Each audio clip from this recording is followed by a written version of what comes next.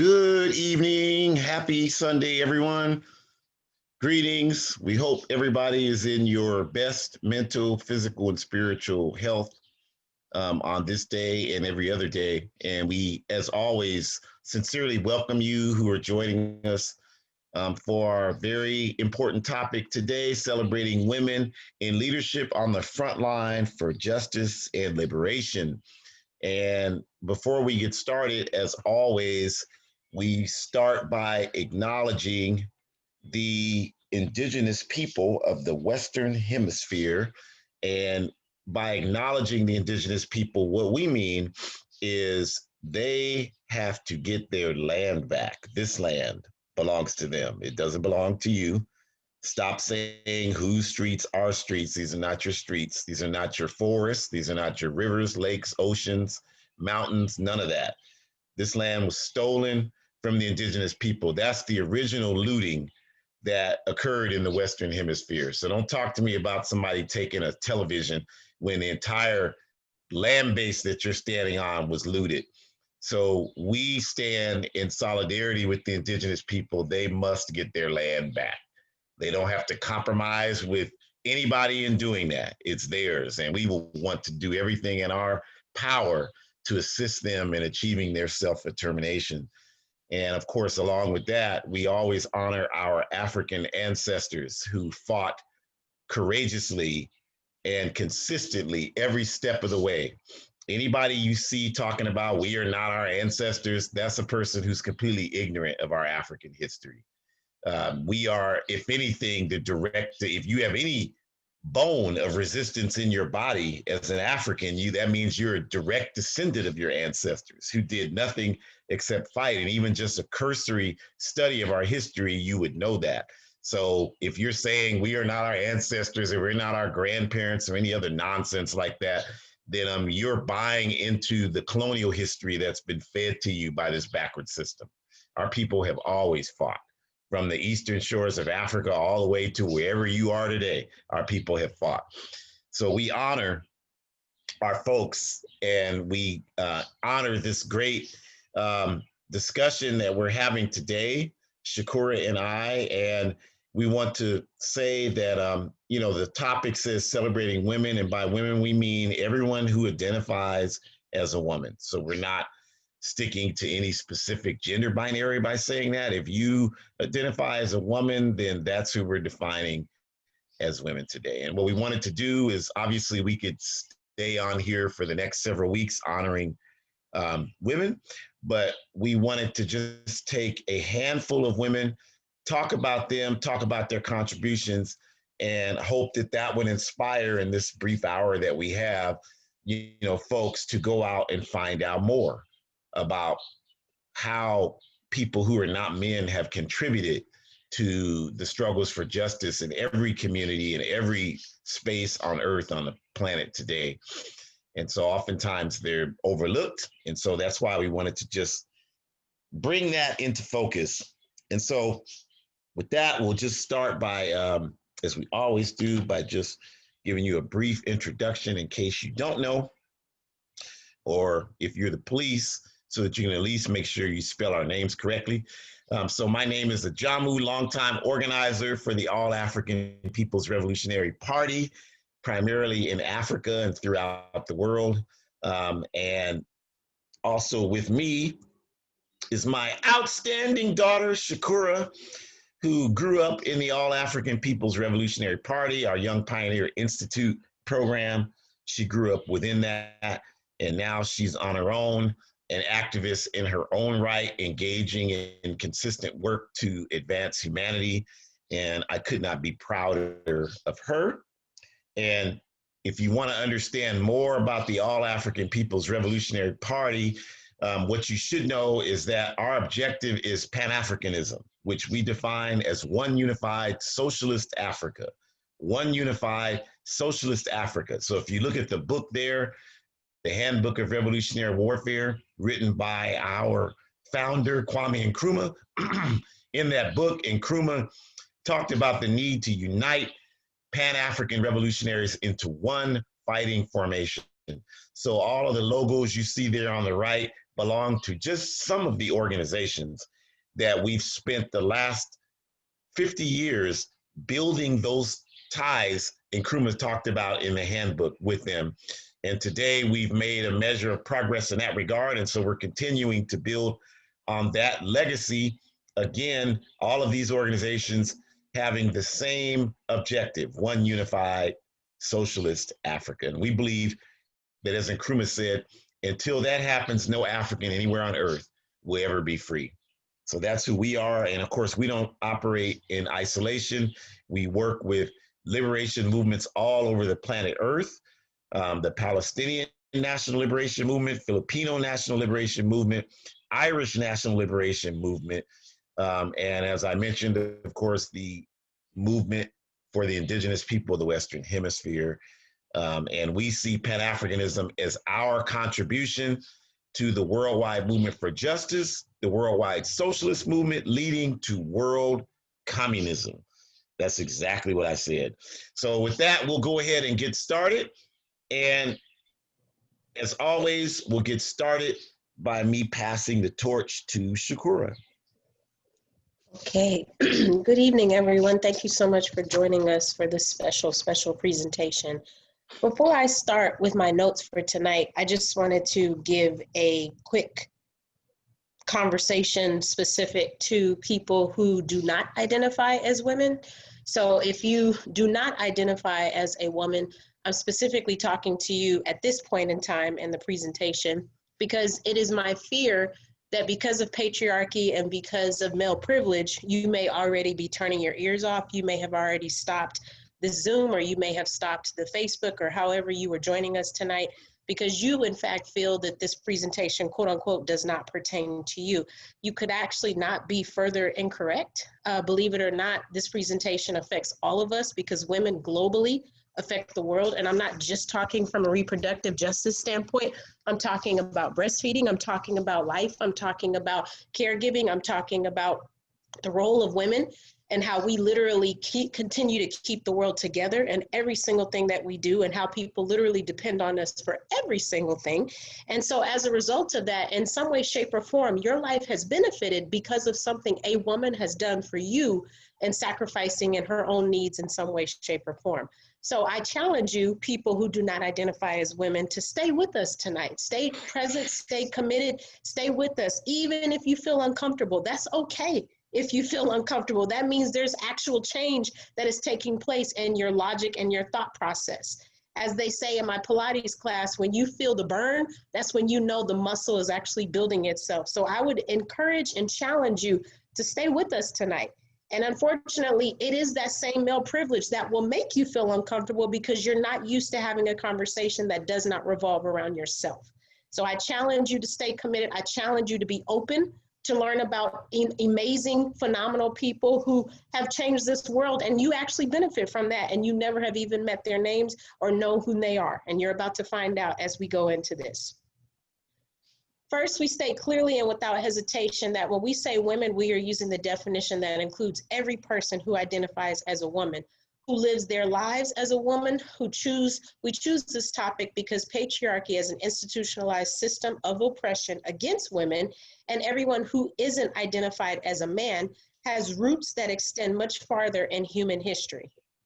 Capitalism, the dominant economic system in the world today, is defined as a system where all sources of human and material resources are owned and controlled by private entities for private profit. This system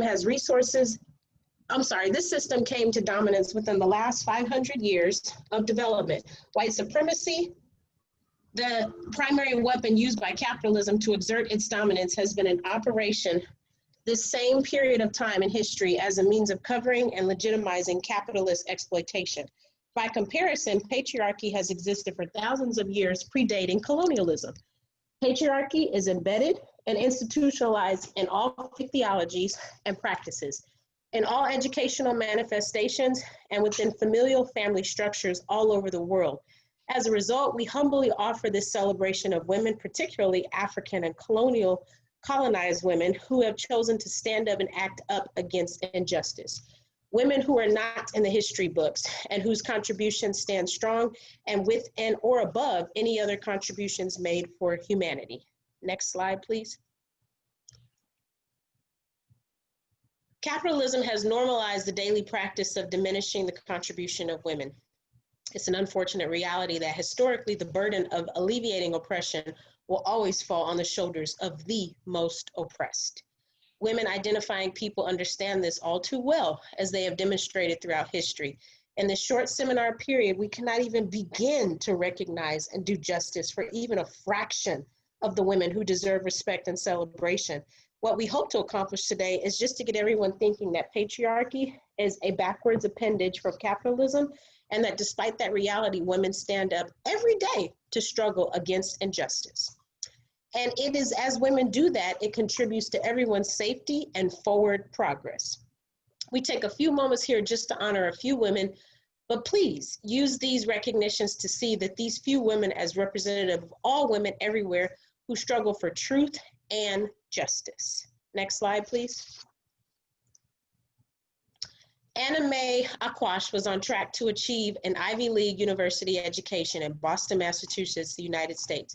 But she bravely decided to conduct class suicide by using her intellectual and organizational skills and capacities to dedicate her energies towards the work of the American Indian Movement, also known as AIM.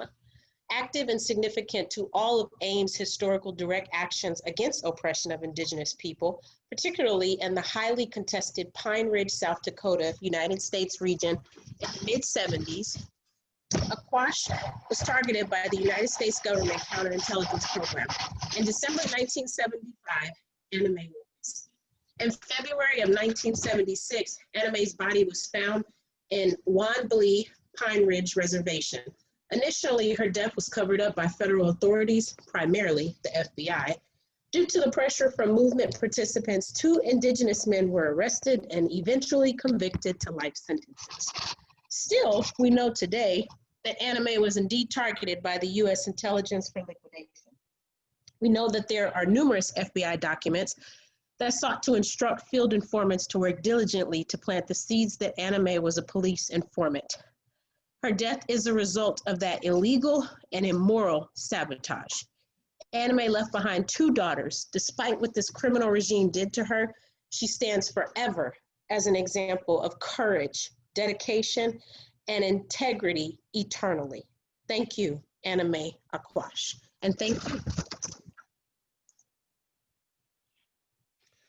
So next we want to talk about Miss Shirley Graham Du Bois, and we intentionally chose women that aren't, necessarily widely known, in the hopes that, again, it would inspire people to learn more about these women and what their contributions are. And so this particular focus on Miss Shirley Graham Du Bois is significant because most people, unfortunately, know her primarily through who she was married to, W.E.B. Du Bois, who was a Pan-Africanist and a scholar and co-founder of the NAACP and all of those things, the first African to graduate from Harvard, all of those things. And so, again, most people know her from that association, but it's important to understand that Sister Shirley Graham Du Bois was a large figure in the African liberation struggle in her own right, independent of W.E.B. Du Bois. In her own right, she was this. Some of her most notable contributions were, if you study the history of the struggle for Pan-Africanism, in 1957, Ghana became independent, and Kwame Nkrumah, who is, again, the founder of the All-African People's Revolutionary Party and the person centered in this picture, made the call the night of March 6, 1957, for Africans all over the world to come to Ghana and help Ghana be the base for Pan-Africanist development. And Shirley Graham, along with her husband and many other people like Maya Angelou and Louis Armstrong and Alphaeus Hunton and Muhammad Ali and, of course, Malcolm X, answered Nkrumah's call and went to Ghana. And once Shirley Graham was there, Her husband, of course, died on the day of the March on Washington, August 28th, 1963, but she continued to serve as an advisor to President Nkrumah in Ghana. And one of the accomplishments she had was being the person behind developing Ghana's national television station in 1964. So in saying that, what we're saying is that this woman was the national director of television services over 50 years ago. I mean, that's phenomenal. And I've had the honor and privilege of going to that television station and being interviewed on there in 2015, and just being able to see all of the honor that's bestowed upon her in that facility and really all throughout Ghana. And that's an interesting thing, is that, you know, there are many Africans, DUBOIS, Marcus Garvey, Malcolm, et cetera, and so forth, who are honored much more prolifically throughout Africa and other places in the world than they're honored even here in this country, where most of them, you know, were born and raised. I mean, which says a lot about how backward this society is. But Sister Shirley Graham certainly made her contribution in those regards. And one of the other ways that she made a significant contribution was just she was a great organizer as it related to building relationships.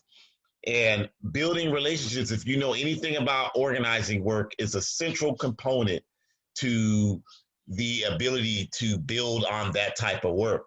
And so Shirley Graham was outstanding in that regard.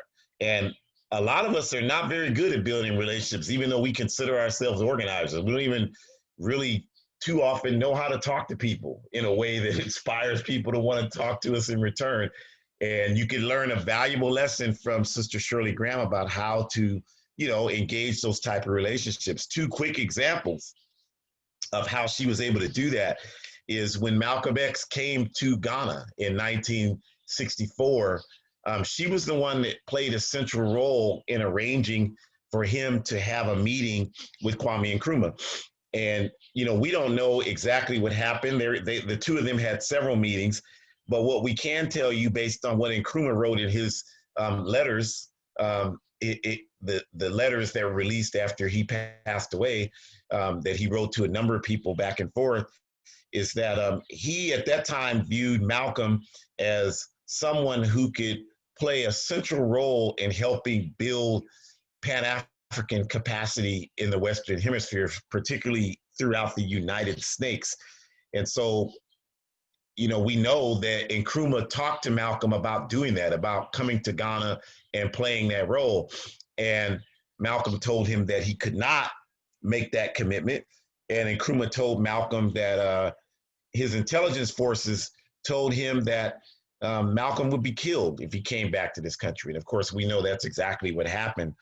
But the significance there is that Malcolm was able to establish the Organization of Afro-American Unity, which he saw as a U.S. branch to the then Organization of African Unity, or what's now the African Union, and to build on his developing Pan-Africanist consciousness, which, if you really want to understand what Malcolm was talking about at the time he was assassinated, the best resource for that are his own words, the book, The Final Speeches of Malcolm X. Not the last speeches, because those are two different books, but the final speeches of Malcolm X, where they are the last 11 speeches he gave before he was murdered by U.S. imperialism, where he talks about, in clear terms, the necessity for us to organize around Africa's liberation. And the point of that is that his proliferated consciousness around this question happened after he began to build relationships with Kwame Nkrumah, Sekou Touré, and the other Pan-Africanist revolutionaries. And none of that probably would have ever happened were it not for Shirley Graham DuBois, who played, again, a central role in making those connections so that Malcolm could have that audience with Kwame Nkrumah. And then the second example of how she was able to do that was in 1968. In 1966, Nkrumah's government was overthrown by criminals in action, or what you call the CIA here.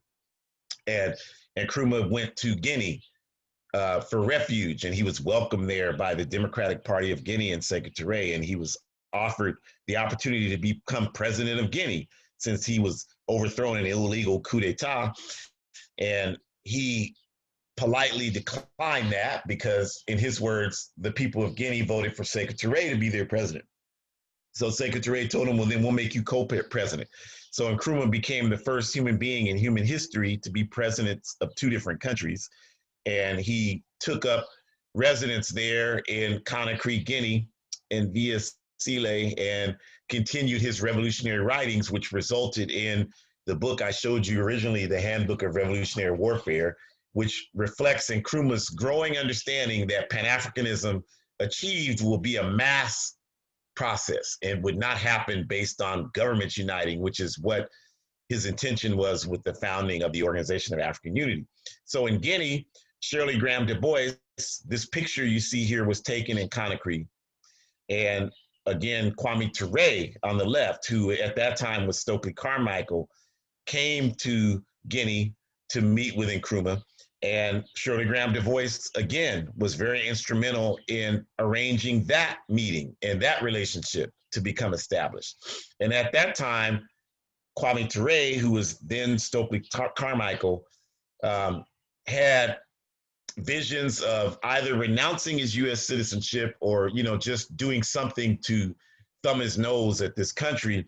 And it was Shirley Graham who told him, you shouldn't do that. You should maintain your citizenship there for practical purposes like I do.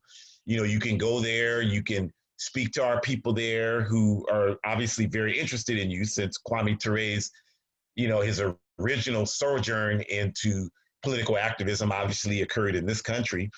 And so he took her advice. And because he took her advice, at least in large part, he was able to continue to come here and build on his assignment given to him by Kwame Nkrumah to build the All-African People's Revolutionary Party in the Western Hemisphere. And had he not taken Shirley Graham DuBois's advice, he would not have been able to come here. And that would have been very interesting in terms of how this organization I've spent my entire adult life would have developed in this hemisphere, and even how it would have impacted my own personal life, which was heavily influenced by him and his work here in this country, before I even had an understanding or inkling of, wanting to go to Africa. So again, she has to get a major assist in that, building relationships, because it was because of those efforts, at least in part, that developed the relationship between Kwame Nkrumah and the then Stokely Carmichael. And when Nkrumah asked the then Stokely Carmichael to stay there and become his political secretary, something akin to what he wanted Malcolm X to do 4 years earlier from there. But this time, the then Stokely Carmichael agreed to do that and ended up living in Guinea for the last 30 years of his life, building the Democratic Party of Guinea, building the All-African People's Revolutionary Party. And again, a lot of the credit for that has to go to Shirley Graham DuBois. So we honor our sister in great, great, great humility. And now we want to talk about Sister Elizabeth SIBEKO. Elizabeth SIBEKO was a leader within the Pan-Africanist Congress of Azania, or what you call South Africa. And the Pan-Africanist Congress, or the PAC, evolved out of the African National Congress. In 1957, there was a conference with the ANC in Azania called the Congress of Peoples. And in that conference or Congress, there were disagreements about the direction of the liberation anti-apartheid movement in Azania. And there were a number of people there, led by Mangaliso Sobukwe, or who some people call Robert Sobukwe, who felt that Africa belonged to the Africans and was not something that needed to be shared. Or as the PAC said, how is it that Germany belongs to Germany, Britain belongs to Britain, France belongs to the French, and Africa belongs to whoever's there? So Africa belongs to the Africans. So from that, the PAC split and began to, journey on its path towards Pan-Africanism. And Elizabeth SIBEKO was someone who joined the PAC and became a very active member in developing the PAC's program. And she was also involved as one of the founding participants in the first International Women's Conference in 1975 in Mexico City, Mexico. And she was married to David SIBEKO, who became a leading official in the PAC. And David was assassinated by the racist apartheid regime, agents of that regime in Tanzania in 1979. And after that, Elizabeth was forced to go underground. And during the course of that, she did tremendous work helping develop consciousness and to build resources for the PAC. And I was humbly and overwhelmingly honored at the time that she was, moving like that as a very young man, able to help provide her with a place to stay for a number of weeks while she was traveling through this country during the 1980s, and being able to organize events where we raised money for the PAC by her appearing underground, and even being some of the people that were engaged in that process being questioned by police, and still being able to hold firm and support our sister and our sister organization in Azania, the PAC. And then Sister Elizabeth increased her intensity and continued to fight against the illegal settler colony regime that was in power in Azania, as well as continuing to strengthen the Pan-African movement as a whole. I'll never forget sitting at my house with her, with about 15 young people, and us talking, and her telling us that we have to stop our people here in the U.S. from dishonoring our legacy with crack and killing each other and doing things that prevent us from making forward progress as a people. I just will never forget the extent in which she held that room and the passion in which she articulated the position and told these young people, most of whom who had no real understanding of an international African identity or Pan-Africanism, telling them, as one of them asked her, I'll never forget it, do you see us as Africans? And she responded, of course you're Africans. Why would you even question that? You have just been kidnapped and brought over here. You don't need to identify with your kidnapper. You need to identify with your homeland and your people. And having been in the position of telling people that every day, and then just observing her say that one time and it have such a powerful impact because of who she was and what she represented, it just had a profound impact on everybody in the room. And I just, she's no longer here in her physical form, but I will never forget those weeks we spent with her, and I will never not appreciate the level of intensity that she displayed and how that really inspired me to have that as much courage as I tried to emulate that I saw her generate on a day-to-day basis just shortly after, having had her husband taken away from her. So with that, we just sincerely honor our sister Elizabeth SIBEKO. And we hope that if you did not know who she is, that you can find time to get even additional information about her tremendous contribution to our worldwide African struggle for human progress and liberation. And now, I wanted to just include one European woman, because I think, we're Pan-Africanists. We believe that our future lies in the struggle of African people, and that our liberation lies strictly with us. Like, we don't believe that anybody else is responsible for our liberation. We don't have any kind of support network of Europeans or anybody else, nor will we ever have that. What we tell Europeans is that you need to organize Europeans. Okay, that's what you need to do to stop them from being so racist against us. That's what we tell Europeans. But I do think it's important to understand that there have always been people of every foundation in reality that have decided at great sacrifice to themselves to align themselves with the solidarity with us in a sincere way. Not all of them are sincere. Of course, we all know that. If you do the work, you know that. But there are some who are, and I think that they deserve at least to be known for what their contributions have been, not to elevate them above what we're doing, but just to understand that, we are engaged in a class struggle here. And whether you recognize it or not, we recognize that everybody that looks like us is not for us. And everybody that doesn't look like us is not against us.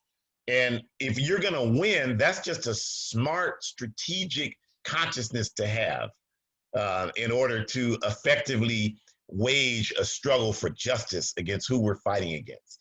A lot of the time, to me, is wasted. I spend so much time in these conversations around people like Barack Obama. Barack Obama is a class representative of the bourgeoisie. I don't care what he looks like. I don't care that his family originates from Kenya. He's a representative of the bourgeoisie. So nothing he's doing is designed to help the masses of African people. And everything he's doing is designed to preserve and uphold the capitalist white supremacist empire.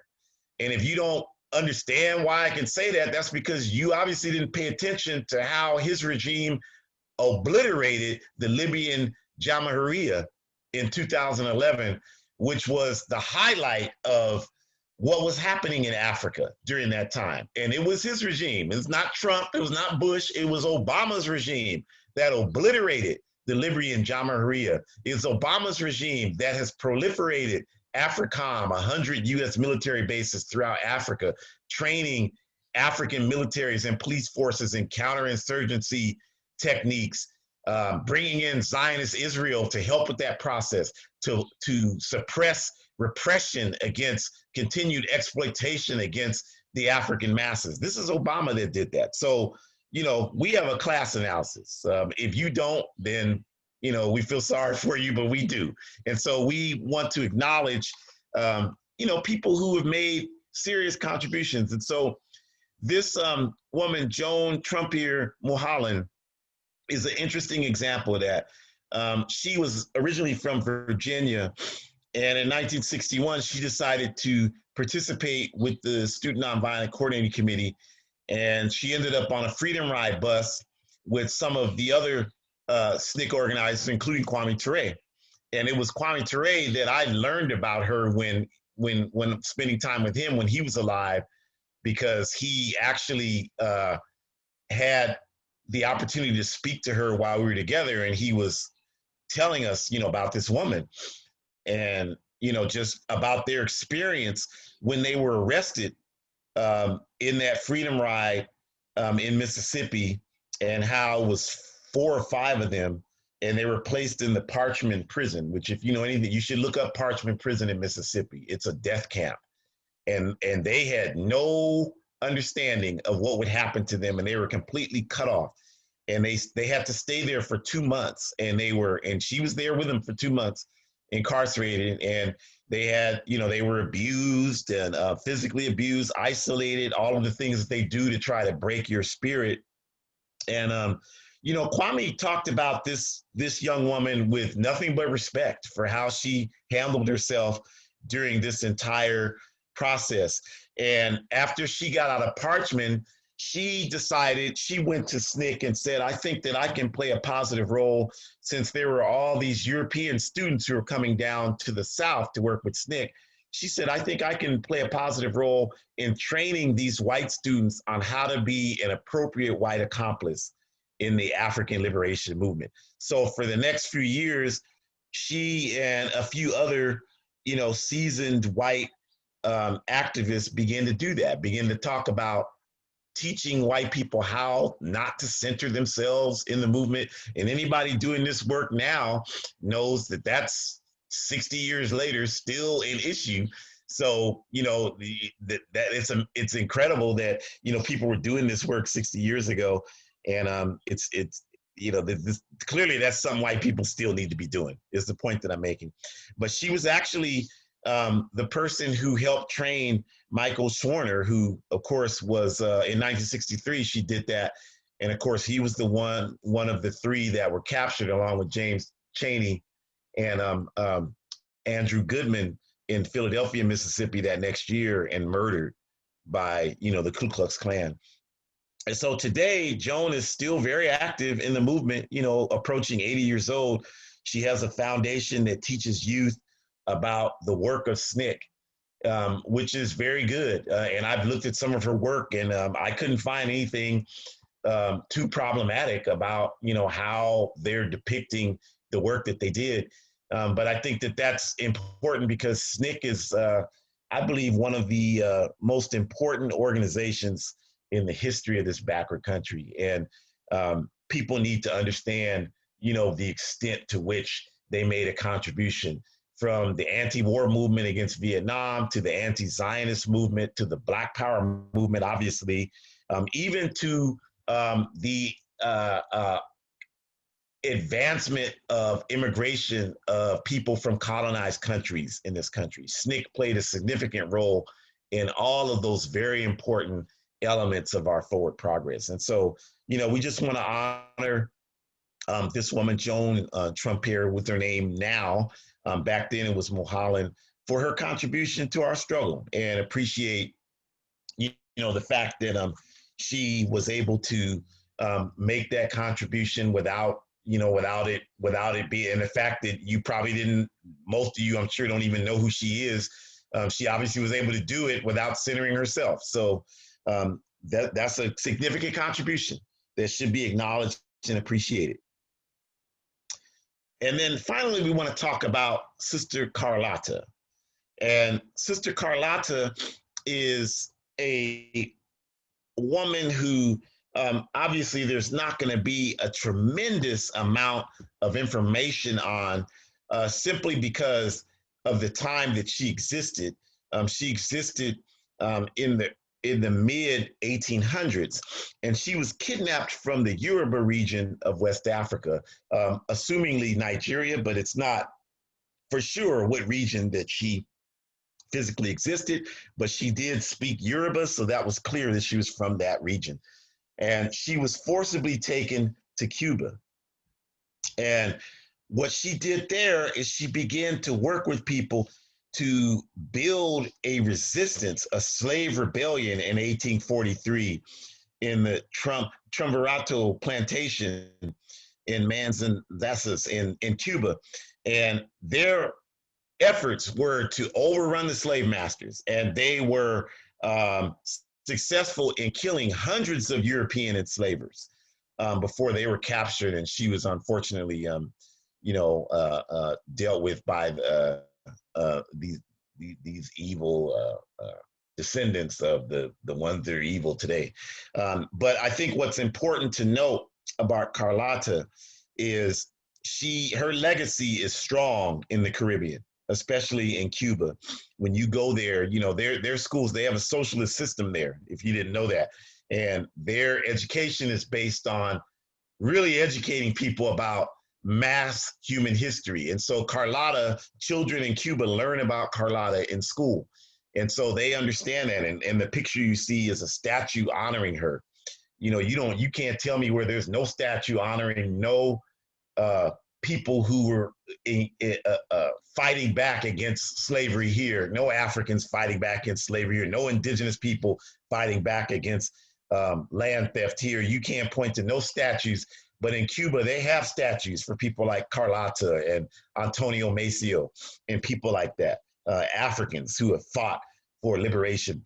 And so because Sister Carlota is so strong in the spirit of the Cuban Revolution, that when Cuba decided, based on the initial work of Che Guevara, which we've talked about a lot in these seminars, to commit itself to fighting the forces of racist apartheid in Southern Africa, who were attempting to make all of Southern Africa apartheid and controlled by vicious white supremacy. Cuba alone sent almost 500,000 troops there in the late 80s and early 90s to push back the racist apartheid regime of South Africa, as well as the white mercenaries, the World War II Nazi Germany rejects who were participating in the 80s and 90s in trying to further enslave our people in Africa to control our human and material resources. The Cubans named that mission CARLOTA, Secret Mission CARLOTA, in honor of this woman. And all of the Africans who fought in Cuba, if you read the diary, for example, of Harry Villegas, who just unfortunately made his physical transition a few months ago, he was the bodyguard for Che Guevara in the Cuban Revolution. And then he went with Che to the Congo when they fought there. And then he went with Che to Bolivia and fought there, and was one of only 3 to escape Bolivia after Che was executed. And then he went to Nicaragua and fought there. And then he went to Angola for this Carlota mission and fought there. So, you know, this African fought in 5 different countries, okay? I mean, that's the spirit of the Cuban Revolution. And they didn't have to promise him anything in terms of aid or benefits to do that. He did that because of his patriotism for socialism and for justice for humanity. But if you read his diary on the Bolivian mission, he talks about Carlota. And he talks about how Carlota was, you know, a big influence on him and what he wanted to contribute, you know, in the fight for human progress. So, you know, her history, her vision is larger than life, and we want to honor her. And she's also a wonderful example for you Africans, or Africans you may know, who continue, again, as I mentioned in the beginning, to spread this confusion and utter ridiculousness that our people didn't fight against the enslavers, that our people in Africa didn't fight against the enslavers. Clearly, you have never read a book on anything, because if you did, you would know about people like Carlota or Asantewaa or Nzinga, who stood up. And of course, they're women, and there were some men too, but who stood up against the enslavers and fought and saved millions of lives doing that. Millions of lives doing that. You know, you might be alive today because of some of these people that fought because to save your ancestors. That's probably the reason why you're here. So to stand here and say, well, nobody fought for us, is just shut up and read. As Kwame Ture used to say, if you're sick, you take an aspirin. So if you're ignorant, why don't you read? So, you know, we really need to evaluate that. You know, this social media is a wonderful tool, but the problem with it is that it's created this reality where anybody that has access to the internet believes that they have something to say. And I don't agree with a lot that Maulana Karenga says, but one thing he says that I do agree with is everybody ain't got a right to an opinion. You got to earn that. You got to do the work to get that. You got to do the work to know what you're talking about. And that requires political education. That requires a process where you do that. And, you know, we talk about this all the time because we recognize that the enemies that we have engage in 24/7, 365 days a year propaganda. And if you are here and you don't have something organized on a consistent level to resist that, and that's just not you reading a book here and there, or you reading a newspaper or magazine or social media articles, that's not what we're talking about, because that is not going to give you something to stand up against this. This system comes at you every second of every day with propaganda, with pro-capitalist propaganda. It comes at you constantly with that. And if you don't know most of these people we just got through talking about, then, and you can't think of people that you do know, you can't think of women, you can't think of women outside of the US, you can't, you know, then that should tell you that there's a deficiency in political education. So this is something we have to get serious about, you all. So we will continue to talk about it because it's something that needs to be talked about until it's finally accepted. We cannot have individual solutions to collective problems. We have to have collective solutions to collective problems. And a collective solution to our problems today is we have to get organized. We have to get organized. These people are organizing against us. You can't even go out today and buy ammunition. Why? Because white supremacy is fueling the masses of white people in this society to buy up all the ammunition so they can shoot you. And your response to that is to call the police who are part of the Ku Klux Klan. This is unacceptable, you all. And it's an insult to our ancestors. We have got to get organized. So everybody has got to belong to an organization. We really appreciate you coming to listen to us, but you got to do more than that. You got to join an organization, and you can define organization whatever way you desire. 2 or more people fighting for a similar objective. Use that definition. You don't have to have sit-down meetings and bylaws. You can do it whatever way you want. But what you do need to have is a program of mass and constant political education. You do need to do that. We only do these seminars for an hour, but we could have had 20 more women in there. I wanted to include Sister Ye from Vietnam, who at 15 dug bombs with her hands, bombs planted by the US with her hands out of so that they would not blow up and destroy her people. I wanted to include so many more people who are soldiers for justice. But the only reason why we're able to do that is because we have a consistent political education process. I had my work study meeting for the All African People's Revolutionary Party this morning. We met for 3.5 hours. We're reading a number of books simultaneously. Several of the people in this group that I'm in, I've been in work study with them for decades. And as long as we're breathing, we'll continue to do it. So we come together and we discuss and we disagree. We had a wonderful discussion today about, how to engage in ideological struggle. We had massive disagreement and back and forth based on the reading. But, like anything in life, if you engage in a process like that consistently, it'll sharpen your ability. It'll sharpen your analysis. It'll sharpen your debate skills. It'll sharpen your analytical skills and your ability to understand what's going on and interpret them and articulate them and do something about them. So that's why we do that. And so if you're not doing something like that, then you're not reaching your full potential to be able to achieve those types of objectives. So that's why we advance the concept of political education. You can't just read. Look, I read a lot of books on my own too. I probably read more than most of you, okay? I'm just saying that honestly because I read a lot. And anybody that knows me knows I read a lot. And that's not enough. If that was all I was doing, that would not be anywhere near enough. What makes it legitimate is the political education work that I do inside of the All African People's Revolutionary Party. Just in the last week, I've read and discussed books from Kwame Nkrumah on neo-colonialism. We've read articles about the Viet Minh Front in Vietnam. We've read articles about the Bolivarian Revolution in Venezuela. This is my regular life, and it needs to be yours too. Because if we all were doing that, they couldn't just tell us all these lies about what's happening in Venezuela or Cuba. And somebody that believes those lies, even if you don't. Maybe you that believes them.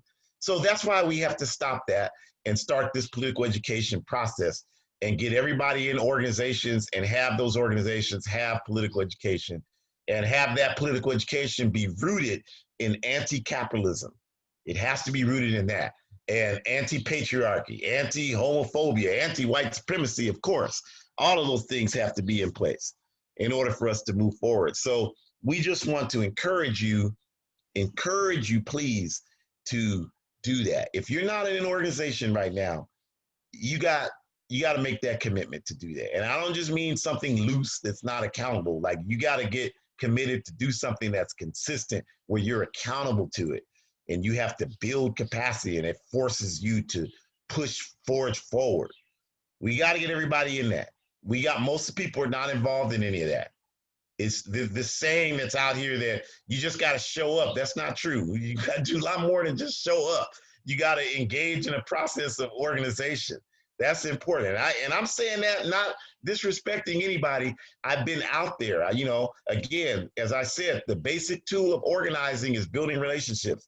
So for me, as a revolutionary Pan-Africanist, when there's a Black Lives Matter march, I go there, make introductions, offer to let folks use my sound system if needed, do security, build relationships. And so because I've done that work consistently, I've observed the shortcomings in it.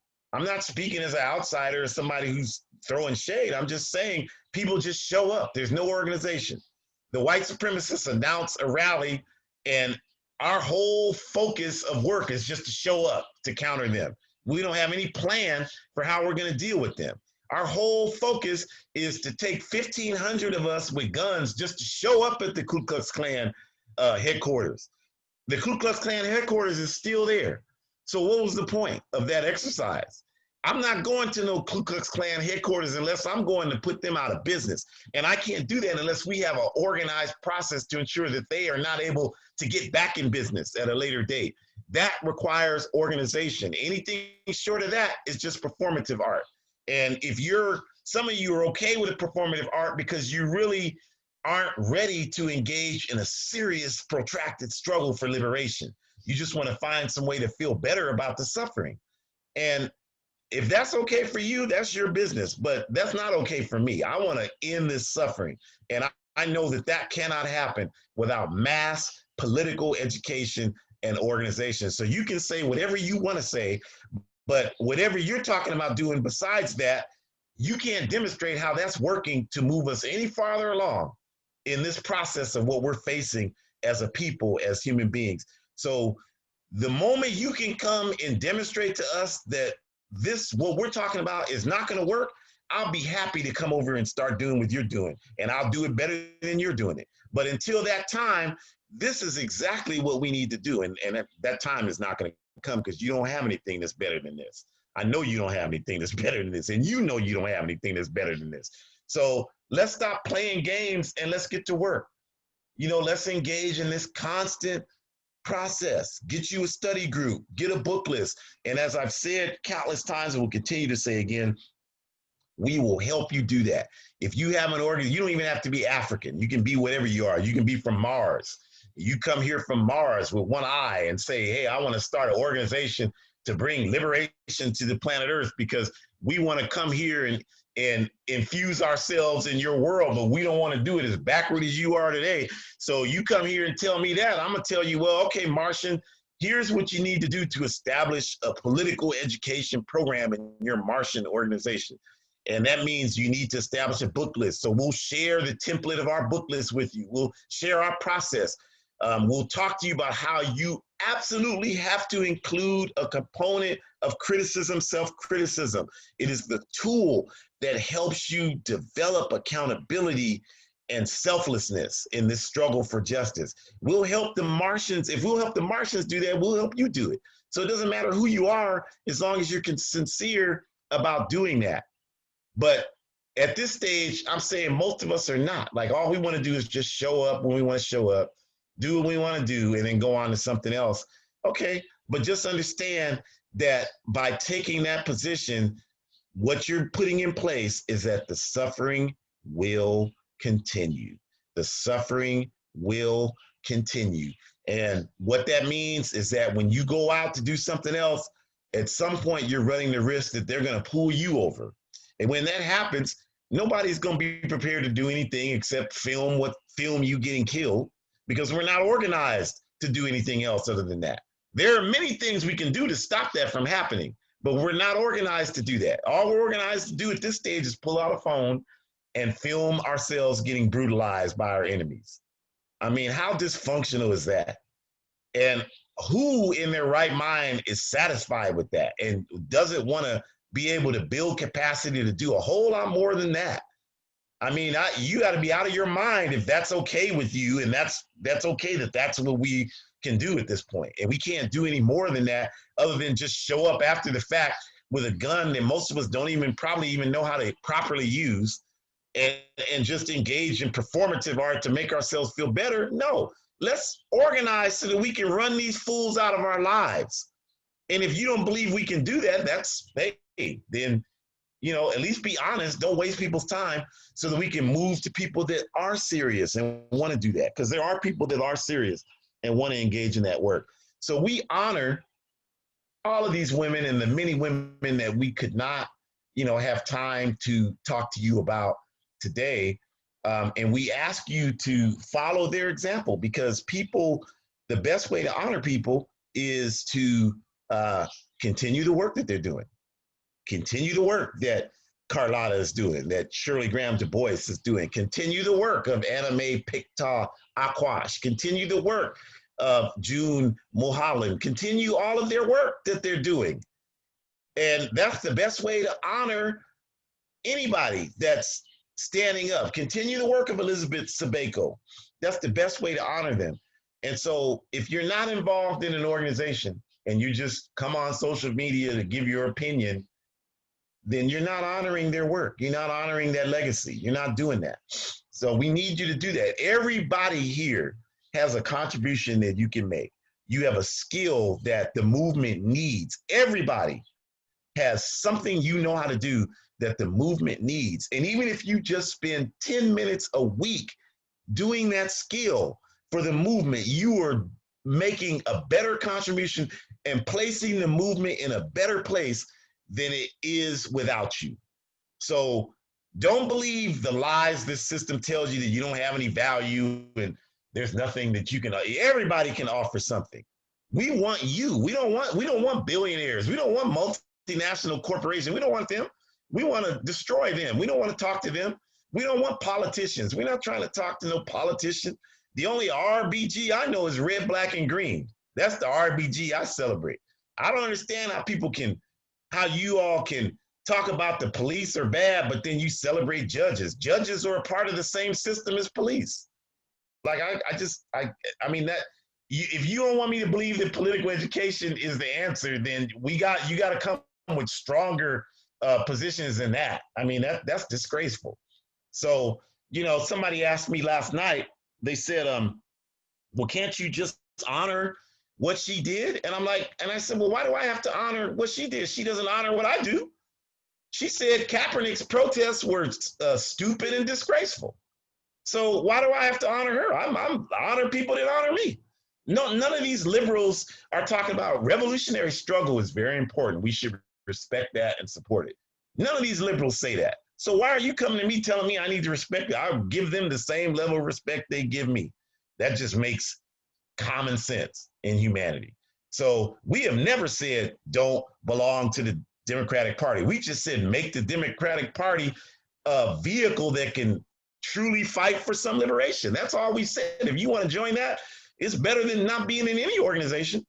So that's our take, is that we got to get people engaged. And if anything I've said in these last several minutes has upset you and offended you, I'm doing my job. We got to be uncomfortable. If we're not uncomfortable, something's wrong right now. So you should be uncomfortable. I hope you can't sleep at night if you're not doing anything to contribute to our people's forward progress. I really do. You gotta be uncomfortable to do that. I'm uncomfortable largely because of the work that I'm having to do.